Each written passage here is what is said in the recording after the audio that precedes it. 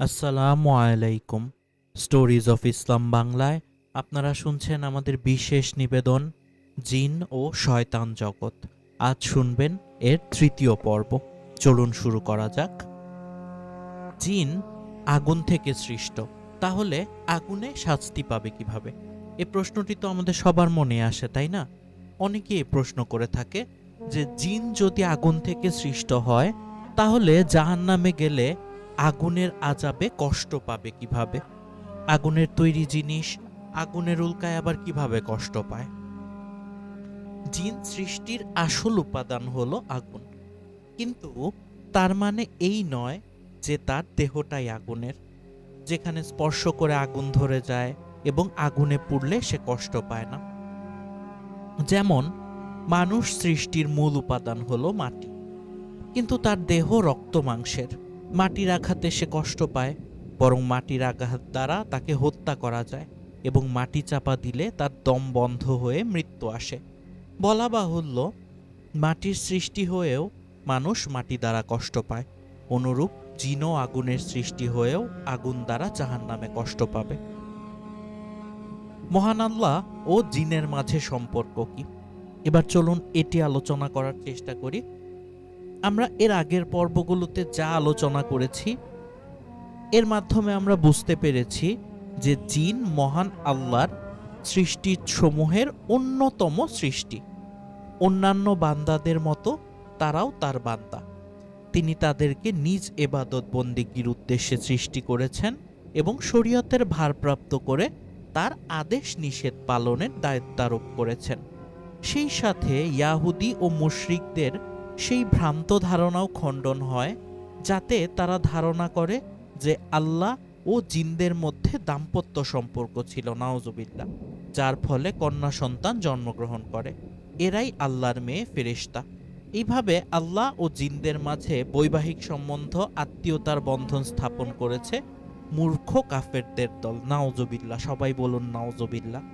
মহান আল্লাহ বলেছেন, ওরা আল্লাহ ও জিন জাতির মধ্যে বংশীয় সম্পর্ক স্থির করেছে, অথচ জিনেরা জানে যে তাদেরও শাস্তির জন্য উপস্থিত করা হবে। ওরা যা বলে তা হতে আল্লাহ পবিত্র মহান। আল্লাহর বিশুদ্ধ চিত্ত দাসগণ এর ব্যতিক্রম। ইবনে আব্বাস রহিমাহুল্লাহ বলেছেন, আল্লাহর দুশমনরা ধারণা করে আল্লাহ ও ইবলিশ দুই ভাই। মহান আল্লাহ এ থেকে বহু ঊর্ধ্বে। জিনদের প্রতি প্রেরিত নবী রাসূল। জিনজাতি শরীয়তের ভারপ্রাপ্ত হলে নিশ্চয়ই তাদের প্রতি মহান আল্লাহ নবী রাসূল প্রেরণ করেছেন। তাদের মাধ্যমে তিনি নিজ ওহী পৌঁছেছেন এবং তাদের উপর হুজ্জত কায়েম করেছেন। তা যদি হয়, তাহলে সেই নবী রাসূল কি তাদেরই জাতিভুক্ত ছিলেন, নাকি মনুষ্য জাতির নবী রাসূলই তাদের জন্য প্রেরিত হয়েছিলেন? মহান আল্লাহ কিয়ামতে বলবেন, হে জিন ও মানব সম্প্রদায়, তোমাদের মধ্য হতে কি রসূলগণ তোমাদের নিকট আসেনি, যারা আমার নিদর্শন তোমাদের নিকট বিবৃত করত এবং তোমাদের এ দিনের সম্মুখীন হওয়া সম্বন্ধে সতর্ক করত? ওরা বলবে, আমরা আমাদের অপরাধ স্বীকার করলাম। বস্তুত পার্থিব জীবন ওদেরকে প্রতারিত করেছিল, আর ওরা যে অবিশ্বাসী কাফের ছিল এটিও ওরা স্বীকার করবে। মহান আল্লাহর উক্ত বাণী এ কথার দলিল যে তাদের প্রতি রসূল প্রেরিত হয়েছেন, তবে তাতে এ কথার স্পষ্টতা নেই যে সে রসূল জিন জাতিভুক্ত ছিলেন নাকি মনুষ্য জাতিভুক্ত। যেহেতু মিনকুম শব্দ থেকে উভয়ই বোঝা যেতে পারে, এমনও হতে পারে যে প্রত্যেক জাতির মধ্যে নিজ নিজ জাতির কেউ রসূল হয়ে প্রেরিত হয়েছিলেন। আবার এমনও হতে পারে যে কেবল মানুষের মধ্য থেকে রসূল প্রেরিত হয়েছেন, উভয় সম্প্রদায়ের মাঝে। এ বিষয়ে উলামাগণের দুটি মত রয়েছে। প্রথম মতটি হচ্ছে জিনদের প্রতি তাদেরই জাতিভুক্ত রসূল প্রেরিত হয়েছেন। এই মতের সপক্ষে যারা রয়েছেন তাদের মধ্যে জাহ্হাক একজন। ইবনুল জাওমি বলেছেন, উক্ত আয়াতের বাহ্যিক উক্তি তাই। ইবনে হাজম বলেছেন, মুহাম্মদ রাসূলুল্লাহ সাল্লাল্লাহু আলাইহি ওয়াসাল্লামের পূর্বে জিনজাতির প্রতি কখনোই কোনো মানুষকে নবীরূপে পাঠানো হয়নি। দ্বিতীয় মতটি হচ্ছে জিনদের প্রতি রসূল মনুষ্য জাতিভুক্ত ছিলেন। সুয়তি রহিমাহুল্লাহ বলেছেন, পূর্ব ও পরবর্তী অধিকাংশ উলামার মতে জিনদের মধ্য থেকে কোনো নবী রাসূল ছিলেন না। একথা ইবনে আব্বাস, মুজাহিদ, কালবি ও আবু ওয়াইদ থেকে বর্ণিত। মানুষের প্রতি প্রেরিত নবী রাসূলই জিনদের নবী রাসূল, এ মতকে সমর্থন করে কোরআন শোনার পর জিনদের এই উক্তি। হে আমাদের সম্প্রদায়, আমরা এমন এক কিতাবের পাঠ শ্রবণ করেছি যা অবতীর্ণ করা হয়েছে মূসার পরে, তা ওর পূর্ববর্তী কিতাবের সত্যায়নকারী রূপে, তা সত্য ও সরল পথের দিকে পরিচালিত করে। কিন্তু এ উক্তি বিতর্কিত বিষয়ে স্পষ্ট সমাধান নয়। তাছাড়া আরও একটা প্রশ্ন থেকে জানা যায় যে মানুষ সৃষ্টির পূর্বে কি তাহলে তাদের প্রতি কোনো নবী রাসূল প্রেরিত হননি? আসলে বিষয়টি এমন যা কোনো আমলের ভিত্তি নয় এবং তার উপর কোনো অকাট্য দলিলও নেই। মুহাম্মদ সাল্লাল্লাহু আলাইহি ওয়াসাল্লামের রিসালাতের সার্বজনীনতা। সর্বশেষ নবী মুহাম্মদ সাল্লাল্লাহু আলাইহি ওয়াসাল্লাম সারা বিশ্বের সকল মানব দানবের জন্য প্রেরিত হয়েছিলেন। এ কথায় মুসলিমদের কারো মাঝে কোনো মতভেদ নেই। এ কথার প্রমাণও একাধিক। মহান আল্লাহ কোরআন দ্বারা জিন ও ইনসান উভয় জাতিকে চ্যালেঞ্জ করেছেন। তিনি বলেছেন, অর্থাৎ বলো, যদি এই কোরআনের অনুরূপ কোরআন আনয়নের জন্য মানুষ ও জিন সমবেত হয় ও তারা পরস্পরকে সাহায্য করে, তবুও তারা এর অনুরূপ কোরআন আনয়ন করতে পারবে না। কোরআন অবতীর্ণ হওয়ার পর তা শ্রবণপূর্বক জিনদের একটি গোষ্ঠী ঈমান আনয়ন করেছিল।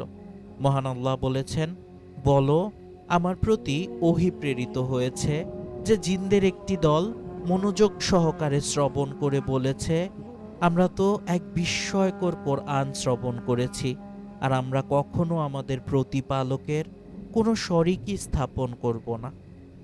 এই ঈমান আনয়নকারী জিন দলটির কথাই আলোচিত হয়েছে সূরা আহকাফে। সেখানে মহান আল্লাহ বলেছেন, স্মরণ করো, আমি তোমার প্রতি আকৃষ্ট করেছিলাম একদল জিনকে, যারা কোরআন পাঠ শুনছিল।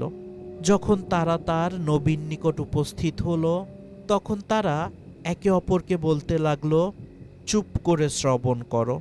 যখন কোরআন পাঠ সমাপ্ত হলো, তখন তারা তাদের সম্প্রদায়ের নিকট ফিরে গেল সতর্ককারী রূপে। তারা বলেছিল, হে আমাদের সম্প্রদায়, আমরা এমন এক কিতাবের পাঠ শ্রবণ করেছি যা অবতীর্ণ করা হয়েছে মূসার পরে, তা ওর পূর্ববর্তী কিতাবের সত্যায়নকারী রূপে, তা সত্য ও সরল পথের দিকে পরিচালিত করে। হে আমাদের সম্প্রদায়, আল্লাহর দিকে আহ্বানকারীর আহ্বানে সাড়া দাও এবং তার প্রতি বিশ্বাস স্থাপন করো। আল্লাহ তোমাদের পাপরাশি ক্ষমা করবেন এবং যন্ত্রণাদায়ক শাস্তি হতে তোমাদেরকে রক্ষা করবেন। কেউ যদি আল্লাহর দিকে আহ্বানকারীর আহ্বানে সাড়া না দেয়, তাহলে সে পৃথিবীতে আল্লাহর অভিপ্রায় ব্যর্থ করতে পারবে না এবং আল্লাহ ছাড়া তাদের কোনো সাহায্যকারী থাকবে না। তারাই সুস্পষ্ট বিভ্রান্তিতে রয়েছে। জিনদের এই দলটি মনোযোগ সহকারে কোরআন শুনেছিল, ঈমান এনেছিল, অতঃপর নিজেদের সম্প্রদায়ের নিকট ফিরে গিয়ে তাদেরকে তাওহীদ ও ঈমানের দাওয়াত দিয়েছিল। তাদেরকে ঈমান ও আনুগত্যের বিনিময়ে জান্নাতের সুসংবাদ দিয়েছিল এবং কুফরি ও অবাধ্যতার বিনিময়ে অবাধ্যতার পরিণামে জাহান্নাম থেকে সতর্ক করেছিল। এদেরই কথা বর্ণিত হয়েছে হাদিসে। ইবনে আব্বাস রাদিয়াল্লাহু বলেন, একদা নবী করিম সাল্লাল্লাহু আলাইহি ওয়াসাল্লাম সাহাবাগণের একটি দলের সাথে ওকাজ বাজারের উদ্দেশ্যে রওনা হলেন। তখন আসমানি খবর ও শয়তানদের মাঝে অন্তরাল সৃষ্টি করা হয়েছে। তাদের প্রতি জ্বলন্ত উল্কাপিণ্ড নিক্ষেপ করা হচ্ছে। শয়তানেরা নিজেদের সম্প্রদায়ের কাছে ফিরে এলে তারা বলল, কি ব্যাপার তোমাদের? শয়তানেরা বলল, আসমানে আমাদেরকে বাধাপ্রাপ্ত হতে হচ্ছে, আমাদের প্রতি জ্বলন্ত উল্কাপিণ্ড নিক্ষেপ করা হচ্ছে। তারা বলল, তোমাদেরকে আসমানে বাধাপ্রাপ্ত হওয়ার নিশ্চয় কোনো নতুন কারণ আছে, সুতরাং পৃথিবীর প্রাচ্য ও প্রতীচ্য ভ্রমণ করে দেখো কিসে তোমাদেরকে আসমানে বাধাপ্রাপ্ত করছে। সুতরাং তাদের যে দলটি তিহামার দিকে যাত্রা করেছিল তারা রাসূল সাল্লাল্লাহু আলাইহি ওয়াসাল্লামের প্রতি আকৃষ্ট হল। তিনি তখন ওকাজ বাজারের যাত্রাপথে নাখলা নামক জায়গায় সাহাবাগণকে নিয়ে ফজরের সালাত পড়ছিলেন। সুতরাং তারা যখন কোরআন শুনতে পেল তখন মনোযোগ সহকারে শুনতে লাগল। অতঃপর বলল, এটাই তোমাদেরকে আসমানে বাধাপ্রাপ্ত করেছে। সুতরাং তারা সেখানে ঈমান এনে নিজেদের সম্প্রদায়ের কাছে ফিরে গিয়ে বলল, আমরা তো এক বিস্ময়কর কোরআন শ্রবণ করেছি যা সঠিক পথ নির্দেশ করে, ফলে আমরা তাতে বিশ্বাস স্থাপন করেছি, আর আমরা কখনো আমাদের প্রতিপালকের কোনো শরিক স্থাপন করব না। অতঃপর মহান আল্লাহ নিজ নবীর উপর উক্ত সূরা জিন অবতীর্ণ করলেন, আর তা ছিল জিনদের কথা। নবী করিম সাল্লাল্লাহু আলাইহি ওয়াসাল্লামের কাছে আগত জিনদের প্রতিনিধি দল। পূর্বোক্ত ঘটনা ছিল মুহাম্মদী রিসালাতের সাথে জিনদের পরিচয়ের প্রথম পর্ব। তারা রাসূলুল্লাহ সাল্লাল্লাহু আলাইহি ওয়াসাল্লামের অজান্তে কোরআন শুনে ঈমান এনে হিদায়াতকারী দায়ী হয়ে ফিরে গিয়েছিল। অতঃপর জিনদের বিভিন্ন প্রতিনিধি দল তার নিকট ইলম শিক্ষার জন্য এসেছিল। তিনি তাদেরকে দ্বীন শিক্ষা দিয়েছিলেন, তাদেরকে কোরআন পাঠ করে শুনিয়েছিলেন এবং আসমানি ওহীর কথা বলেছিলেন। আর এটা ছিল হিজরতের পূর্বে মক্কায়। আমের বলেন, আমি আলকামাহকে জিজ্ঞাসা করলাম, ইবনে মাসউদ রাদিয়াল্লাহু কি জিনের রাত্রে রাসূলুল্লাহ সাল্লাল্লাহু আলাইহি ওয়াসাল্লামের সঙ্গে ছিলেন? উত্তরে তিনি বললেন, আমি ইবনে মাসউদকে জিজ্ঞাসা করেছি, আপনাদের কেউ কি জিনের রাত্রে রাসূলুল্লাহ সাল্লাল্লাহু আলাইহি ওয়াসাল্লামের সঙ্গে ছিলেন? তিনি বললেন, না, তবে এক রাত্রে রাসূলুল্লাহ সাল্লাল্লাহু আলাইহি ওয়াসাল্লামকে আমরা খুঁজে পাচ্ছিলাম না। সুতরাং আমরা তাকে উপত্যকায় ও গিরিপথে খুঁজে বেড়াতে লাগলাম, বলতে লাগলাম, তাকে উড়িয়ে নিয়ে যাওয়া হয়েছে, আততায়ী দ্বারা খুন করা হয়েছে। আমরা সম্প্রদায়ের একটি মন্দতম রাত্রি অতিবাহিত করলাম। সকাল হলে তিনি হীরার দিক থেকে আগমন করলেন। অতঃপর আমরা তাকে বললাম, হে আল্লাহর রাসূল, আমরা আপনাকে হারিয়ে খোঁজাখুঁজি করে না পেয়ে সম্প্রদায়ের একটি মন্দতম রাত্রি অতিবাহিত করলাম। তিনি বললেন, আমার কাছে এক জিনের আহ্বায়ক এসেছিল, আমি তার সঙ্গে গিয়ে তাদের কাছে কোরআন পড়লাম। অতঃপর তিনি আমাদেরকে সঙ্গে নিয়ে গিয়ে তাদের বিভিন্ন চিহ্ন ও তাদের আগুনের চিহ্ন দেখালেন। তারা তার নিকট খাদ্য চেয়েছিল। তিনি বলেছিলেন, আল্লাহর নাম উল্লেখ করে যে কোনো হাড্ডির উপর তোমাদের হাত পড়বে তা তোমাদের জন্য পর্যাপ্তে গোশত পরিণত হবে, আর প্রত্যেক গোবর হবে তোমাদের পশুদের খাদ্য। অতঃপর তিনি বললেন, সুতরাং তোমরা ওই দুটি জিনিস দিয়ে পবিত্রতা অর্জন করবে না, কারণ তা তোমাদের জিন ভাইদের খাদ্য। একদা নবী করিম সাল্লাল্লাহু আলাইহি ওয়াসাল্লাম সাহাবীদের নিকট সূরা রহমান শুরু থেকে শেষ পর্যন্ত পাঠ করলেন। সাহাবীগণ নীরবে বসে তেলাওয়াত শুনছিলেন। তিনি বললেন, যে রাত্রে আমার নিকট জিনের দল আসে সে রাত্রে আমি উক্ত সূরা ওদের নিকট পাঠ করলে ওরা সুন্দর জবাব দিচ্ছিল যখনই আমি পাঠ করছিলাম, অর্থাৎ তোমরা তোমাদের প্রতিপালকের কোন কোন নিয়ামতকে অস্বীকার করো। তখনই তারাও এর জবাবে বলছিল, অর্থাৎ তোমরা নিয়ামত সমূহের কোনো কিছুকেই তোমার নিয়ামত সমূহের কোনো কিছুকেই আমরা অস্বীকার করি না, হে আমাদের প্রতিপালক। কেবল একটি রাত্রি নয়, একাধিক রাত্রিতেও নবী করিম সাল্লাল্লাহু আলাইহি ওয়াসাল্লামের কাছে জিনদের প্রতিনিধি দল এসেছে এবং দ্বীনের শিক্ষা ও দীক্ষা লাভ করেছে। মানুষকে মঙ্গলের প্রতি জিনদের আহ্বান। হাদিসে এসেছে যে মানুষের হিদায়াতে কিছু জিনদের ভূমিকা ছিল। একদা ওমর রাদিয়াল্লাহু এক ব্যক্তিকে জিজ্ঞাসা করলেন যে জাহিলি যুগে গণক ছিল, তোমার জিন্নিহা যেসব কথা ও ঘটনা তোমার কাছে আনয়ন করেছে তার মধ্যে সবচেয়ে বেশি বিস্ময়কর কি ছিল? সে বলল, আমি একদিন বাজারে ছিলাম, তখন সে আমার নিকট এলো আর তার মধ্যে ত্রাস ছিল। সে বলল, তুমি কি জিনদের নৈরাশ্য, স্বস্তির পরে তাদের হতাশা এবং যুবতী উটনি ও তার জিনপোষের সাথে তাদের মদিনায় মিলিত হওয়া দেখতে পাওনি? অর্থাৎ তারা একসময় স্বস্তির সাথে আসমানের খবর শুনত। এখন তাদেরকে বাধা দেয়া হয়, ফলে তারা নিরাশ হয়ে গেছে এবং তারা মদিনার দিকে নবী করিম সাল্লাল্লাহু আলাইহি ওয়াসাল্লামের প্রতি যাত্রা শুরু করেছে। ওমর রাদিয়াল্লাহু বলেন, ও ঠিকই বলেছে। আমি একদিন ওদের দেবতাদের কাছে ঘুমিয়েছিলাম। ইত্যবসরে একটি লোক একটি বাছুর গরু নিয়ে এসে জবে করল। এমন সময় একজন এমন চিৎকার ধ্বনি শুনতে পেলাম, ইতিপূর্বে তার চাইতে বিকট চিৎকার আমি কখনো শুনিনি। সে বলল, উহে জালিহ, একটি সফল ব্যাপার সত্য সংগঠিত হবে। একজন বাগ্নী বলবেন, আল্লাহ ছাড়া কোনো সত্যিকার উপাস্য নেই।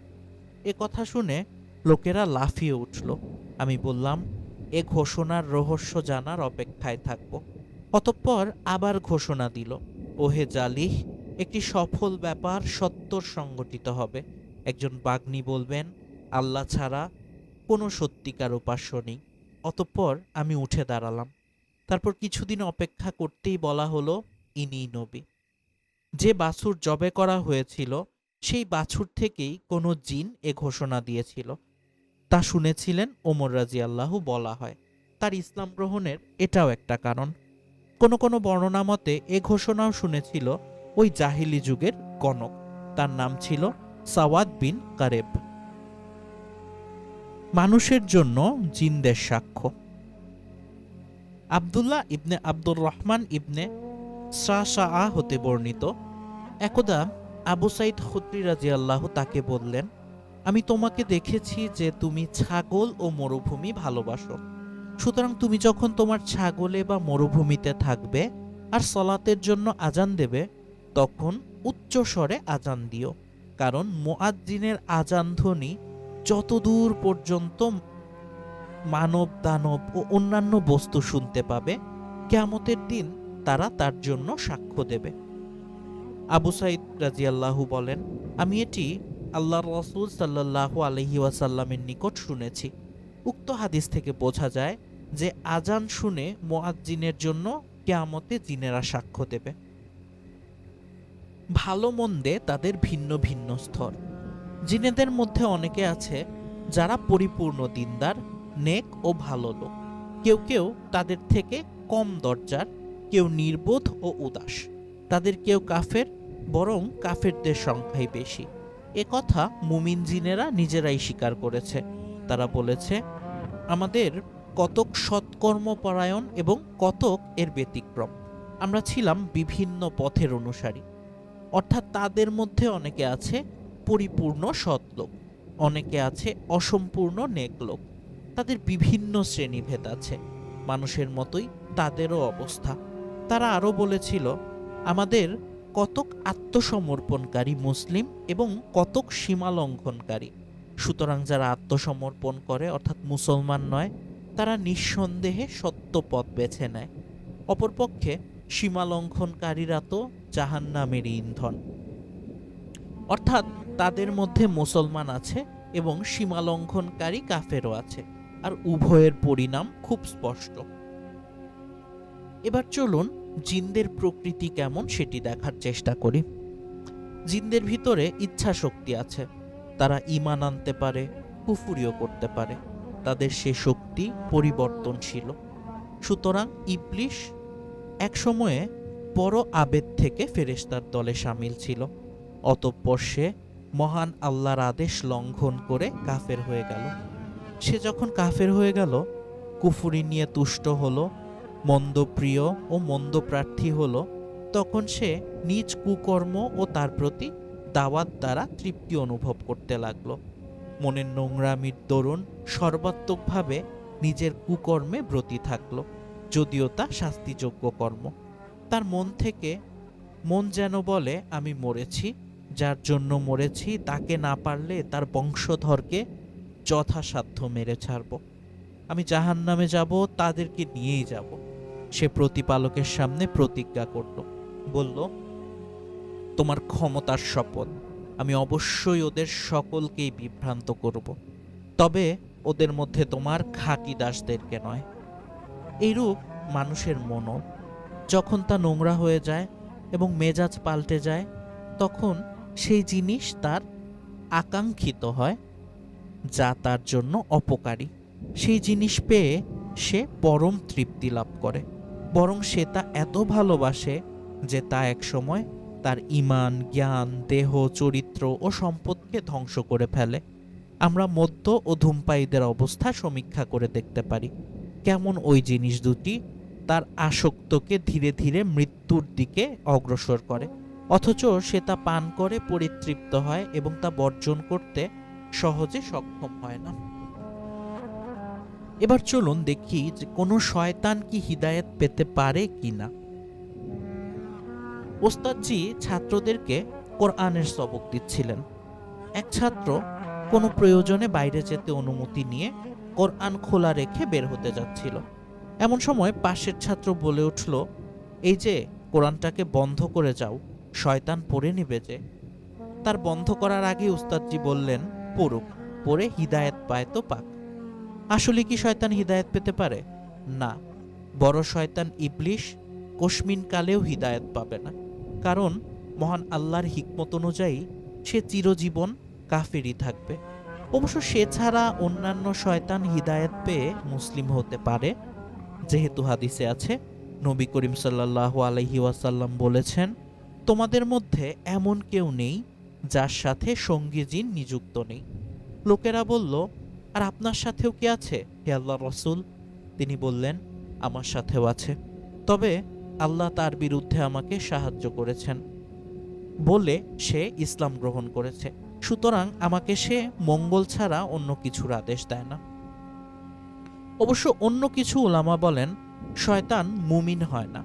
তাদের মতে হাদিসে আসলাম শব্দের অর্থ ইসলাম গ্রহণ করেছে নয়, বরং তার অর্থ আত্মসমর্পণ করেছে বা অনুগত হয়েছে। অন্য কিছু উলামা বলেন আসলাম শব্দটি অতীতকালের ক্রিয়া নয়, বরং বর্তমান কালের ক্রিয়া, অর্থাৎ আসলামা নয় আসলামু, তার মানে আমি নিরাপদে থাকি। তবুও যা সঠিক বলে মনে হয় তা এই যে শয়তান মুমিন থেকে কাফের হতে পারে, অনুরূপ কোনো শয়তান জিনের মুসলিম হওয়া অসম্ভব কিছু নয়। মানুষ ও শয়তানের মাঝে শত্রুতা। মানুষ ও শয়তানের মাঝে শত্রুতা অতি প্রাচীন, তার শিকড় মাটির বহু গভীরে। এর ইতিহাস আদম সৃষ্টির সাথে জড়িত।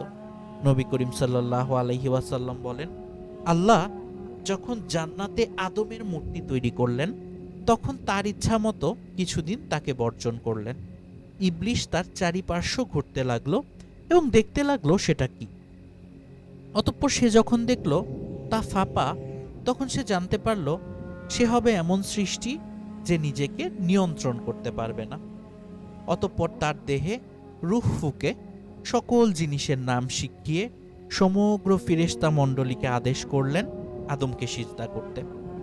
সকল ফেরেশতাবর্গ আল্লাহর আদেশ মান্য করে তাকে সিজদা করলেন, কিন্তু ইবলিশ, যে তখন ফেরেশতার জামায়াতে শামিল ছিল এবং আসমানি ফেরেশতাবর্গের সাথে থেকে আল্লাহর ইবাদত করত, তাই আদেশ তার প্রতিও ছিল। সে আদেশ অমান্য করল এবং সগর্বে সিজদাবনত হতে অস্বীকার করল। আল্লাহ তাআলা তাকে বললেন, হে ইবলিশ, কি হলো তোর? আমি যখন সকলকে আমার দুই হস্ত দ্বারা সৃষ্টি করেছিলাম, আমার দুই হস্ত দ্বারা সৃষ্ট আদমকে সিজদা করতে আদেশ করলাম, তখন তুই সিজদাকারীদের অন্তর্ভুক্ত হলি না। কে তোকে এত নিবৃত্ত করলো? তুই কি অধ্যত প্রকাশ করলি, না তুই উচ্চ মর্যাদা সম্পন্ন? ইবলিশ বলল, আমি আদম হতে শ্রেষ্ঠ। আপনি আমাকে আগুন থেকে সৃষ্টি করেছেন এবং ওকে সৃষ্টি করেছেন মাটি হতে। আমি কি তাকে সিজদা করব যে মাটি থেকে সৃষ্ট? আপনি পুরাতন, পরিবর্তিত, শুষ্ক, ঠনঠনে মৃত্তিকা হতে যে মানুষ সৃষ্টি করেছেন, আমি তাকে সিজদা করবার নই। আল্লাহ বললেন, তাহলে নেমে যায় স্থান থেকে, এখান থেকে অহংকার করার অধিকার তোর নেই, সুতরাং বের হয়ে যা, তুই অদম্ভের অন্তর্ভুক্ত। বিতাড়িত এবং কর্মফল দিবস পর্যন্ত তোর প্রতি অভিশাপ রইল। ইবলিশ বলল, হে আমার প্রতিপালক, পুনরুত্থান দিবস পর্যন্ত আমাকে অবকাশ দিন। আল্লাহ তাআলা বললেন, অবধারিত সময় উপস্থিত হওয়ার দিন পর্যন্ত যাদের অবকাশ দেয়া হয়েছে তাদের তুই অন্তর্ভুক্ত হলি। ইবলিশ বলল, আপনার মাহাত্ম্যের শপথ, আপনার বিশুদ্ধ চিত্ত খাঁটি বান্দা ছাড়া আমি সকলকে অবশ্যই ভ্রষ্ট করব। আপনি যে আমার সর্বনাশ করলেন তার শপথ। আমি পৃথিবীতে মানুষের নিকট পাপকর্ম ও দুনিয়াকে শোভন করে তুলব এবং তাদের সকলের সর্বনাশ সাধন করব। আপনি আমার সর্বনাশ করলেন, তার প্রতিশোধে আমিও আপনার সরল পথে মানুষের জন্য উৎপেতে থাকব। অতঃপর আমি তাদের সম্মুখে, পশ্চাৎ, ডান বাম দিক থেকে তাদের নিকট আসবই এবং আপনি তাদের অধিকাংশকে কৃতজ্ঞ পাবেন না। বলুন, কেন ওকে আমার উপর মর্যাদা দান করলেন? কিয়ামতের দিন পর্যন্ত যদি আমাকে অবকাশ দেন, তাহলে আমি অল্প কয়েকজন ব্যতীত তার বংশধরকে সমূলে নষ্ট ও ভ্রষ্ট করে ছাড়ব। আল্লাহ বললেন, বের হয়ে যায় এখান থেকে নিকৃষ্ট ও বিতাড়িত অবস্থায়। এটাই আমার নিকট পৌঁছানোর সরল পথ। বিভ্রান্তদের মধ্যে যারা তোর অনুসরণ করবে, তারা ব্যতীত আমার বান্দাদের উপর তোর কোনো ক্ষমতা থাকবে না। আমি সত্য এবং সত্যই বলছি, তোর দ্বারা এবং তোর অনুসারীদের দ্বারা আমি জাহান্নাম অবশ্যই পূর্ণ করব। জাহান্নামই তোদের সম্যক শাস্তি। আর তুই তোর আহ্বানে যাকে পারিস সত্যচ্যুত কর।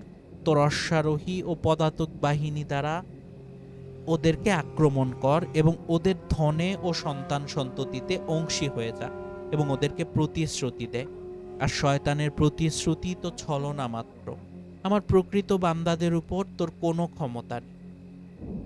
অতঃপর আদম আলাইহিসসালামের পঞ্জরাস্থি হতে তার স্ত্রী হাওয়াকে সৃষ্টি করে আল্লাহ পাক উভয়কে আদেশ করলেন, তুমি ও তোমার সঙ্গিনী জান্নাতে বসবাস করো এবং যথা ও যেথা ইচ্ছা আহার করো, কিন্তু এই বৃক্ষের নিকটবর্তী হও না, নচেত তোমরা অত্যাচারীদের অন্তর্ভুক্ত হবে।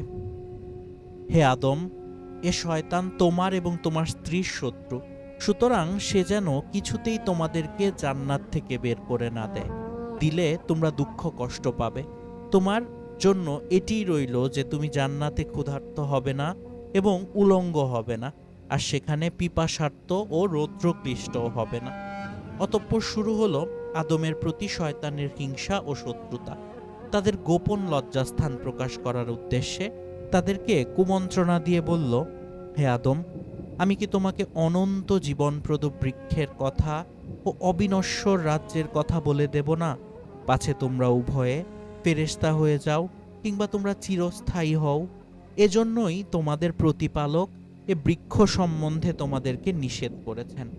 শয়তান উভয়ের নিকট কসম করে বলল, আমি তোমাদের হিতাকাঙ্ক্ষীদের একজন। এভাবে সে তাদেরকে প্রতারিত করল, তাদের পদস্খলন ঘটিয়ে সেখান থেকে তাদেরকে বের করতে কৃতার্থ হল। সুতরাং যখন তারা সেই বৃক্ষ ফলের রস আস্বাদন করল, ফলের আস্বাদ গ্রহণ করলেন, তখন তাদের লজ্জাস্থান প্রকাশ হয়ে পড়ল এবং তারা জান্নাতের পত্র দ্বারা নিজেদেরকে আবৃত্ত করতে লাগলেন। তখন আল্লাহ তাআলা তাদেরকে সম্বোধন করে বললেন, আমি কি তোমাদেরকে এ বৃক্ষ সম্বন্ধে নিষেধ করিনি? শয়তান যে তোমাদের প্রকাশ্য শত্রু, আমি কি তা তোমাদেরকে বলিনি? অতঃপর আদম আলাইহিসসালাম আল্লাহর নিকট থেকে কিছু বাণী প্রাপ্ত হলেন। তারা বললেন, হে আমাদের প্রতিপালক, আমরা নিজেদের প্রতি অত্যাচার করেছি। যদি আপনি আমাদের ক্ষমা না করেন, তাহলে অবশ্যই আমরা ক্ষতিগ্রস্তদের অন্তর্ভুক্ত হব। আল্লাহ পাক তার প্রতি ক্ষমাশীল হলেন ও তাকে হিদায়াত করলেন। বললেন, তোমরা সকলেই এখান থেকে নেমে যাও। তোমরা একে অপরের শত্রু এবং পৃথিবীতে তোমাদের বসবাস ও জীবিকা রইল। সেখানেই তোমরা জীবনযাপন করবে, সেখানেই তোমাদের মৃত্যু হবে এবং সেখান থেকেই তোমাদেরকে বের করে আনা হবে। সেখানে যখন আমার পক্ষ থেকে তোমাদের নিকট সৎ পথের কোনো নির্দেশ আসবে, তখন যারা আমার সেই নির্দেশ অনুসরণ করবে তাদের কোনো ভয় নেই এবং তারা দুঃখিত হবে না, বিপথগামী এবং দুর্দশাগ্রস্ত হবে না। কিন্তু যারা আমার নিদর্শন সমূহকে অস্বীকার করবে ও মিথ্যা জানবে, তারাই হবে দোজখবাসী এবং তারা সেখানে চিরকাল থাকবে। শয়তান থেকে রহমানের সতর্কবার্তা। কোরআন কারিমে মহান আল্লাহ আমাদেরকে বহুবার শয়তান সম্বন্ধে সতর্ক করেছেন। যেহেতু তার ফিতনা বিশাল, বিভ্রান্ত ও ভ্রষ্ট করতে সে বড় সুদক্ষ, তার সেই কাজ একমাত্র কাজে নিরলস তার প্রচেষ্টা। সে মানুষের প্রকাশ্য শত্রু, অথচ সম্মুখ সমরে তাকে দেখা যায় না। শত্রুতা করার সময়েও অতি সহজে তা বোঝা যায় না। মানব মনের মণিকোঠায় অনুপ্রবেশ করে এবং গোপনে ফুসমন্ত্র দিয়ে কেটে পড়ে। মহান আল্লাহ বলেছেন, হে আদমের সন্তানগণ, শয়তান যেন তোমাদেরকে কিছুতেই ফিতনায় জড়িত না করে, যেভাবে সে তোমাদের পিতামাতাকে ফিতনায় জড়িত করে জান্নাত থেকে বহিষ্কৃত করেছিল। তাদের লজ্জাস্থান তাদেরকে দেখাবার জন্য বিবস্ত্র করে ফেলেছিল। নিশ্চয় সে নিজে এবং তার দলবল তোমাদেরকে এমন স্থান থেকে দেখে থাকে যে তোমরা তাদেরকে দেখতে পাও না। যারা বিশ্বাস করে না, শয়তানকে আমি তাদের অভিভাবক বা বন্ধু করেছি। শয়তান তোমাদের শত্রু, সুতরাং তাকে শত্রু হিসেবেই গ্রহণ করো। সে তো তার দলবলকে এজন্য আহ্বান করে যে ওরা যেন জাহান্নামী হয়। যে আল্লাহর পরিবর্তে শয়তানকে অভিভাবক রূপে গ্রহণ করবে, নিশ্চয় সে প্রত্যক্ষভাবে ক্ষতিগ্রস্ত হবে। শয়তানের এ শত্রুতা যেমন আদি তেমনি চিরন্তন, কারণ সে জানে তার বিতাড়িত ও অভিশপ্ত হওয়া এবং জান্নাত থেকে বহিষ্কৃত হওয়ার একমাত্র কারণ হলো আমাদের পিতা আদম আলাইহিস সালাম। তাই যথাসাধ্য সে বদলা নেবে আমাদের নিকট থেকে। সে সময়ই সে বলেছিল, বলো, এই যাকে তুমি আমার উপর মর্যাদা দান করলে, কিয়ামতের দিন পর্যন্ত যদি আমাকে অবকাশ দাও, তাহলে আমি অল্প কয়েকজন ছাড়া তার বংশধরকে অবশ্যই আয়ত্ত করে নিব। কিন্তু বহু মানুষ আছে যারা নিজেদের আত্মা ও মনের নানা মন্দ দিক জানে, অথচ শৈথিল্য প্রদর্শন করে তাদের চরম শত্রুর পরিচয় জানতে। শত্রু সম্বন্ধে উদাসীন থাকতে অতর্কিতে আক্রমণ তো হতেই পারে। শয়তানের লক্ষ্যসমূহ। তার দূরবর্তী লক্ষ্য। শয়তানের প্রধান ও দূরবর্তী মাত্র একটাই লক্ষ্য আছে, আর তা হলো পথ ভুলিয়ে পরিশেষে মানুষকে জান্নাত থেকে বঞ্চিত করে জাহান্নামে নিয়ে যাওয়া। মহান আল্লাহ বলেছেন, শয়তান তোমাদের শত্রু, সুতরাং তাকে শত্রু হিসেবেই গ্রহণ করো। সে তো তার দলবলকে এজন্য আহ্বান করে যে ওরা যেন জাহান্নামী হয়। তার নিকটবর্তী লক্ষ্য। দূরবর্তী লক্ষ্য পূরণের জন্য তার বহু নিকটবর্তী লক্ষ্য আছে, যেমন 1. মানুষকে শিরক ও কুফরিতে নিপাতিত করা। এর জন্য সে নানাভাবে মানুষকে দাওয়াত দিতে থাকে। মানুষকে প্রতিপালক আল্লাহ, তার রাসূল ও শরিয়া সম্বন্ধে সন্দিহান করে কুফরিতে আলিপ্ত করে। মহান আল্লাহ বলেছেন, ওরা শয়তানের মতো, যে মানুষকে বলে কুফরি করো। অতঃপর যখন সে কুফরি করে, তখন শয়তান বলে, তোমাদের সাথে আমার কোনো সম্পর্ক নেই। নিশ্চয়ই আমি বিশ্বজাহানের প্রতিপালক আল্লাহকে ভয় করি। ইয়াজ বিন হিমার কর্তৃক বর্ণিত, একদা নবী করিম সাল্লাল্লাহু আলাইহি ওয়াসাল্লাম খুতবা দিয়ে বললেন, শোনো, নিশ্চয়ই আমার প্রতিপালক আমাকে আদেশ করেছেন যে তিনি আমাকে আজকের দিনে যা শিখিয়েছেন তা হতে আমি তোমাদেরকে তা শিক্ষা দিই, যা তোমাদের অজানা। তিনি বলেছেন, প্রত্যেক সেই সম্পর্ক যা আমি কোনো বান্দাকে দান করেছি তা তার জন্য হালাল, সে নিজে তা হারাম করতে পারে না। নিশ্চয়ই আমি আমার সকল বান্দাগণকে একনিষ্ঠ রূপে সৃষ্টি করেছি। অতঃপর তাদের নিকট শয়তান দল এসে তাদেরকে দিন থেকে পথভ্রষ্ট করেছে, তাদের জন্য তা হারাম করেছে যা আমি তাদের জন্য হালাল করেছি, এবং তাদেরকে আদেশ করেছে যাতে তারা সেই জিনিসকে আমার সাথে শরিক করে যার কোনো প্রমাণ আমি অবতীর্ণ করিনি। মানুষকে পাপ ও অবাধ্যচরণে লিপ্ত করা। যখন শয়তান কোনো মানুষকে কুফরি বা শিরকে লিপ্ত না করতে পারে, তাহলে সে নিরাশ হয় না। মনে কম হলেও তাকে বিভিন্ন পাপ বা অবাধ্যচরণে লিপ্ত করে। নানা প্রলোভন ও প্ররোচনা দিয়ে মানুষকে খুন, ব্যভিচার, সুদ, ঘোষ, ঘুষ, চুরি, ডাকাতি, মদ ও গান বাজনা ইত্যাদিতে জড়িয়ে ফেলে। একই সাথে বহু মানুষকে ভ্রষ্ট করার জন্য মনুষ্য সমাজে শত্রুতা ও বিদ্বেষ ছড়ায়। নবী করিম সাল্লাল্লাহু আলাইহি ওয়াসাল্লাম তার বিদায়ী ভাষণে বলেছেন, সাবধান, শয়তান এ বিষয়ে নিরাশ হয়েছে যে তোমাদের এই দেশে কখনো তার উপাসনা করা হবে, তবে তোমরা তোমাদের যে কর্মকে তুচ্ছ গণ্য করো তাতে তার আনুগত্য করা হবে, আর তা নিয়েই সে তুষ্ট হবে। তিনি আরও বলেছেন, নিশ্চয়ই শয়তান এ বিষয়ে নিরাশ হয়েছে যে আরব উপদ্বীপে মুসল্লিরা তার উপাসনা করবে, তবে সে তাদের মাঝে উস্কানি দিতে সক্ষম হবে। শয়তান ও মানুষের মনে উস্কানি দিয়ে ফিতনা ও গৃহযুদ্ধ বাধায়। এর জন্য সে অছিলাও ব্যবহার করে। মদ ও জোয়ার মাধ্যমে মানুষের মাঝে শত্রুতা সৃষ্টি করে। মহান আল্লাহ বলেছেন, হে বিশ্বাসীগণ, মদ, জুয়া, মূর্তি পূজা, বেদী ও ভাগ্য নির্ণায়ক স্বরঘৃণ্য বস্তু শয়তানের কাজ। সুতরাং তোমরা তা বর্জন করো, যাতে তোমরা সফলকাম হতে পারো। শয়তান তো মদ ও জুয়া দ্বারা তোমাদের মধ্যে শত্রুতা ও বিদ্বেষ ঘটাতে চায় এবং তোমাদেরকে আল্লাহর স্মরণ ও নামাজে বাধা দিতে চায়। অতএব তোমরা কি নিবৃত্ত হবে না? শয়তান প্রত্যেক মন্দ ও অশ্লীলতার আদেশ দেয় বিনা ইলমে যাচ্ছে তাই বলতে। মহান আল্লাহ বলেছেন, সে তো কেবল তোমাদের মন্দ ও অশ্লীল কার্যের নির্দেশ দেয় এবং সে চায় যে আল্লাহ সম্বন্ধে যা জানো না তোমরা তা বলো। মোট কথা, প্রত্যেক সেই কথা ও কাজ যা আল্লাহর নিকট পছন্দ তা শয়তানের নিকট অপছন্দ, এবং প্রত্যেক সেই কথা ও কাজ যা আল্লাহর নিকট অপছন্দ তা শয়তানের নিকট পছন্দ। কিভাবে শয়তান মানুষের মাঝে ফিতনা সৃষ্টি করে? শয়তানের কাজ কেমন? শয়তান কিভাবে বিরাট ফাসাদ লাগিয়ে দেয়? এক ছাত্র তার ওস্তাদকে এই প্রশ্ন করলে তিনি উত্তর দেওয়ার জন্য তাকে সঙ্গে নিয়ে এক মিষ্টির দোকানে গেলেন। মিষ্টির অর্ডার দিয়ে উত্তর বলতে শুরু করলেন। শয়তানের কাজ ছোট, কিন্তু কিছু লাগিয়ে দেওয়া। অতঃপর তার থেকে শুরু হয় বিরাট হাঙ্গামা। যেমন ছোট্ট একটি অঙ্গার টুকরো একটি গ্রাম বা শহর বা বিরাট জঙ্গল ছারকার করতে পারে, তেমনি শয়তানের সামান্য চক্রান্তও বিরাট ধ্বংসলীলা আনতে পারে।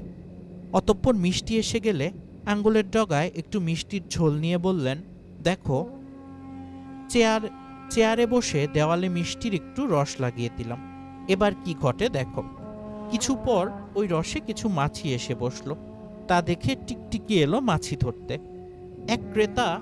এক ক্রেতার পোষা কুকুর গেল সেই টিকটিকিকে ধরতে, ঘুরে পড়ে গেল মিষ্টির গামলায়।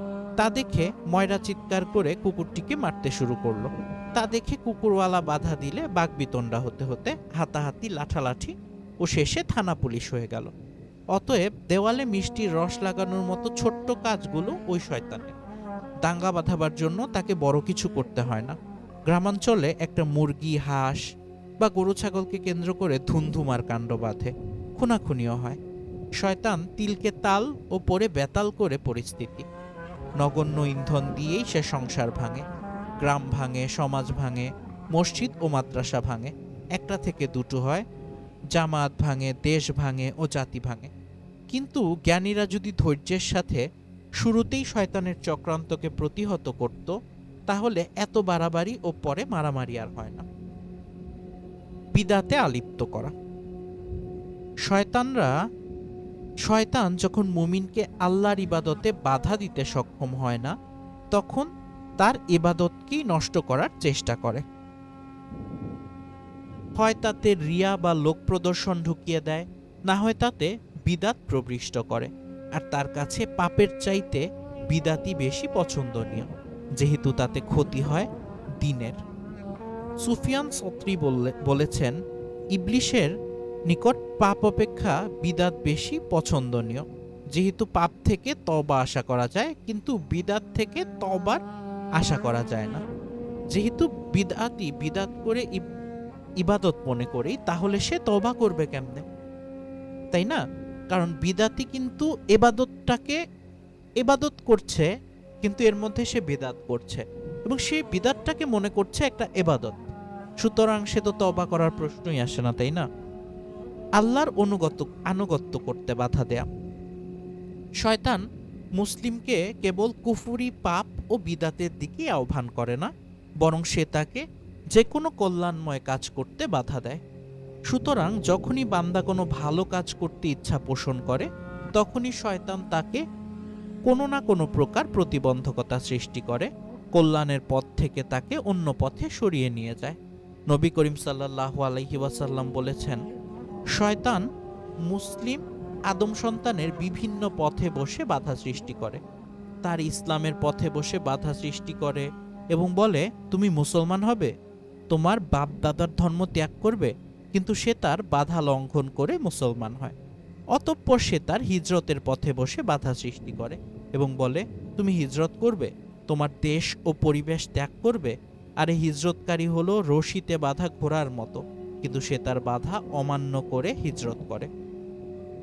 অতঃপর জিহাদের পথে বসে তাকে বাধা প্রাপ্ত করে এবং বলে, তুমি জিহাদ করবে, তাতে তো জানমালের ক্ষতি হবে, যুদ্ধে গেলে তুমি নিহত হবে, তখন তোমার স্ত্রীকে অন্য কেউ বিয়ে করবে, তোমার মাল সম্পত্তি বণ্টিত হবে।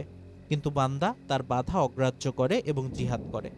সুতরাং যে এমনটি করে সে আল্লাহর কাছে এ অধিকার পায় যে তিনি তাকে জান্নাতে প্রবেশ করাবেন। যে নিহত হয় সে আল্লাহর কাছে এ অধিকার পায় যে তিনি তাকে জান্নাতে প্রবেশ করাবেন। যে ডুবে মারা যায় সে আল্লাহর কাছে এ অধিকার পায় যে তিনি তাকে জান্নাতে প্রবেশ করাবেন। এবং যাকে তার সওয়ারি আছাড় মেরে ফেলে হত্যা করে সেও আল্লাহর কাছে এ অধিকার পায় যে তিনি তাকে জান্নাতে প্রবেশ করাবেন। শয়তান যে এমন আচরণ করে তার সমর্থন রয়েছে আল্লাহর কিতাবে উল্লেখিত তার কৃত প্রতিজ্ঞায়। সে বলল, যাদের কারণে তুমি আমাকে ভ্রষ্ট করলে আমিও তাদের জন্য তোমার সরল পথে নিশ্চয়ই উৎপেতে থাকব। অতঃপর আমি অবশ্যই তাদের সম্মুখ, পশ্চাৎ, ডান ও বাম দিক থেকে তাদের নিকট আসব এবং তুমি তাদের অধিকাংশকেই কৃতজ্ঞ পাবে না। মহান আল্লাহর সরল পথ ইবনে আব্বাস বলেছেন তা হলো স্পষ্ট দিন। ইবনে মাসউদ বলেছেন তা হলো আল্লাহর কিতাব। জাবের বলেছেন তা হলো ইসলাম। মুজাহিদ বলেছেন তা হলো হক পথ। সে যাই হোক, শয়তান প্রত্যেক পথে ওত পেতে বসে থাকে এবং মানুষকে সে পথে চলতে বাধা দান করে। আব্দুল্লাহ বিন মাসউদ রাদিয়াল্লাহু বলেন, একদা রাসূলুল্লাহ সাল্লাল্লাহু আলাইহি ওয়াসাল্লাম স্বহস্তে একটি সরল রেখা টানলেন, অতঃপর বললেন, এটা আল্লাহর সরল পথ। তারপর ওই রেখাটি ডানে ও বামে আরো অনেক রেখা টেনে বললেন, এই হচ্ছে বিভিন্ন পথ, যারা প্রত্যেকটির উপর রয়েছে শয়তান, যে ওই পথের দিকে আহ্বান করে, দাওয়াত দিতে থাকে। অতঃপর তিনি এই আয়াতটি পাঠ করলেন, যার অর্থ, নিশ্চয়ই এটি আমার সরল পথ, তোমরা এরই অনুসরণ করো ও বিভিন্ন পথের অনুসরণ করো না, কারণ করলে তা তোমাদেরকে তার পথ হতে বিচ্ছিন্ন করে ফেলবে। এভাবে আল্লাহ তোমাদেরকে নির্দেশ দান করেছেন যেন তোমরা সাবধান হও। শয়তানের আরেকটি কাজ ইবাদত নষ্ট করা। ইবাদতে বাধা দিতে সফল না হলে শয়তান যেমন ইবাদতে বিদাত সৃষ্টি করে, তেমনি আবেদের মনে নানা কুমন্ত্রণা সৃষ্টি করে ইবাদতকে নষ্ট করে ফেলে, যাতে সে ইবাদতের সওয়াবই না পায়। উসমান বিন আবুল আস রাদিয়াল্লাহু নবী করিম সাল্লাল্লাহু আলাইহি ওয়াসাল্লামের নিকট উপস্থিত হয়ে আরজ করলেন, হে আল্লাহর রাসূল, শয়তান আমার ও আমার সালাত এবং কিরাতের মাঝে অন্তরাল ও গোলমাল সৃষ্টি করে, এর থেকে বাঁচার উপায় কি? ওটা হলো খিনজাব নামক এক শয়তান। সুতরাং ঐরূপ অনুভব করলে তুমি আল্লাহর নিকট ওর থেকে আশ্রয় প্রার্থনা করো এবং তোমার বাম দিকে 3 বার থুথু মেরো। উসমান বলেন, এরূপ করলে আল্লাহ তোমার নিকট থেকে শয়তানের ওই কুমন্ত্রণা দূর করে দেন। সুতরাং মুসল্লি নামাজে মনোনিবেশ করলে শয়তান তার মনে কুমন্ত্রণা দেয়, আল্লাহর ইবাদত থেকে তার একাগ্রতা, মনোযোগিতা এবং একনিষ্ঠতা কেড়ে নেয়, আল্লাহর স্মরণের জায়গা দুনিয়ার স্মরণে এনে দেয়। নবী করিম সাল্লাল্লাহু আলাইহি ওয়াসাল্লাম বলেছেন, সলাতের জন্য আজান দেয়া হলে শয়তান পাততে পাততে এত দূরে পালায় যেখানে আজান শোনা যায় না। আজান শেষ হলে আবার ফিরে আসে। একামত শুরু হলে পুনরায় পালায়।